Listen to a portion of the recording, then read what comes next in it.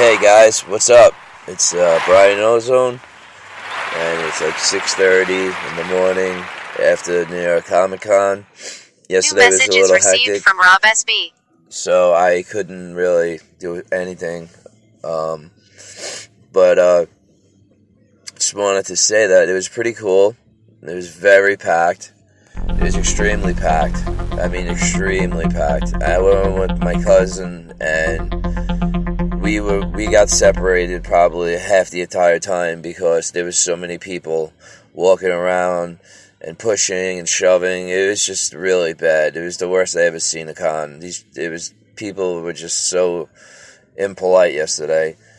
I was able to talk to Brian Flynn from Super 7 for a lengthy amount of time and got some really cool information from him. I got his own personal information. He gave me his card, so if I can get in touch with him whenever I need to talk to him about the line and whatnot. And I told him if he ever wanted to expand to the East Coast, that I'm his man. I want to work for him. And he said, yeah, no problem. So if they ever do expand, hopefully, I'll have a job with them. It'd be really cool to be working with the toys that I always loved. Other than that, the Super 7, I always went to the Royal Collectibles booth. They're the comic shop that I always go to. They take extremely good care of me. I've been going to Royal Collectibles for 25 years. That's my only comic shop that I've ever really been to, and give business. They're an awesome shop, man. They got everything from vintage comics to up-to-date comics to busts, statues, toys, figures, used stuff, old stuff, new stuff, everything you could think of. They got it all. So I really enjoy it. I really enjoy going to see them outside the con. And they pretty much travel throughout the New York area cons. They go to all of them. I was able to see one panel yesterday. I was able to go, as soon as I got there, we ran to the main stage, 1D, and we were able to see the new Batman 66 animated movie, Batman vs. Two-Face. It was pretty cool. It was very cool. I guess it was Adam West's his last movie or project he did, because he did the voice of Batman, of course. Dick Grayson, I forgot his name, he came back, and you also had Julie Newmar came back, and you had William Shatner as Two-Face, which was pretty cool because he actually didn't sound like, the regular William Shatner that everybody always makes fun of. He actually sounded normal. So we got to see that, which is amazing. I was really excited to see that. I didn't think we were going to make it because the line, as soon as we got there, man, everybody ran for that, and the lines were ridiculously long. But we were able to get it, so I'm happy about that. And then, like I said, I went to Super 7 and spoke with Brian. I took some pictures. I put it up on the Masters of the Galaxy podcast. Masters of the Galaxy Facebook page. So you can go and check them out. It's basically pretty much everything that we saw already. And I took the pictures of the 8 new figures that are coming out. They look pretty rad. They look really cool. I spoke to Brian about a lot of things. A lot of, what's coming out and whatnot. And he told me a lot of really great information about what's to come. Some really cool stuff that I'm going to tell you that nobody knows about. He said that him and his team dug and found this amazing 4 figures that were supposed to be made for the Powers of Grayskull line, and they were scratched, and it's gonna blow your mind once they're made. It's mind blowing. It's amazing. and it's pretty cool because it adds to the aura of the powers of the Grayskull line, what it could have been, what it was, or what it would have been.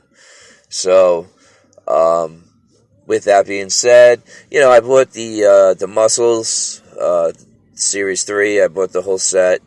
I was gonna buy the art, the Earl Norm art poster, but they didn't have any canisters or tubes or poster holders anywhere to be found in the con. They sold out everywhere. So, with it being so packed, I know I had a couple of people asked me to pick them up. I didn't want to take the chance of walking around with them getting ripped, torn, bent, broken, or anything like that. So I didn't get it. I didn't even get myself one, so I'm pretty pissed about that. Hopefully they're going to be on the website, and then, we'll all get them, and we'll get them in one piece. So I apologize to those that I said that I would try to get them for you. And they pretty much, I think, sold out of them after a while anyway. Other than that, I mean, they had the costumes of the Justice League guys from the new Justice League movie, which is pretty sweet. It's just a normal con. Everybody's dressed up, walking around half naked, or an anatomy, things like that.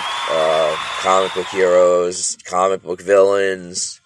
You name it. There was a guy walking around with Mario, and he had, one of those POW boxes that you hit from underneath, and you get like a magic mushroom or something like that. So he was walking around carrying that thing above his head. It was cool, man. It's always a cool experience. I brought my cousin with me. I was supposed to bring my son, but he got sick.